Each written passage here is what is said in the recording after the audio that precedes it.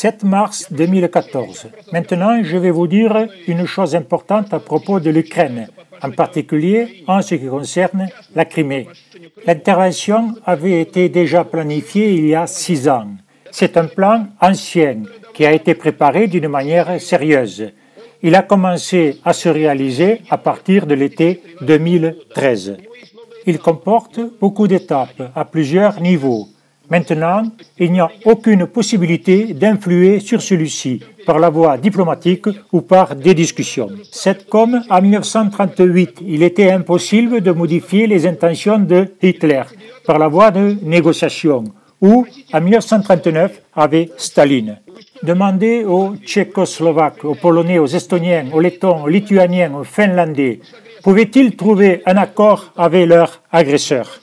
Et quels auraient été les résultats? Le 10 mars, la Douma russe et le Conseil de fédération de Russie prendront la décision d'annexer la Crimée et cela sera adopté par l'exécutif suprême de Russie.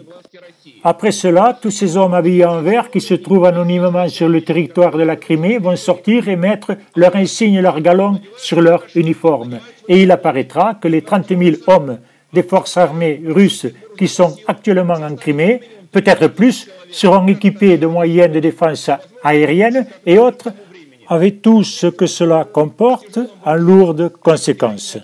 Si, au cours de ces 2 jours qui suivent, comme je vous parle ce matin, aujourd'hui, il pourrait vous rester à vous 3 jours, mais il ne vous en reste que 2, aujourd'hui et demain. Si au cours de ces 2 jours, l'Ukraine ne prend aucune décision, premièrement, l'Ukraine ne sera plus annexée en fait uniquement, mais aussi juridiquement. Deuxièmement, lisez s'il vous plaît attentivement toutes les déclarations du ministère des Affaires étrangères russe, telles que vous sont dites par M. Markov. Les choses ne se limitent pas à la Crimée seulement, mais il est question de l'Ukraine orientale et méridionale. Enfin, troisièmement, aujourd'hui, le ministère des Affaires étrangères a fait une déclaration à ses partenaires européens. La Fédération russe, plus simplement Poutine, ne considère pas le pouvoir ukrainien légitime.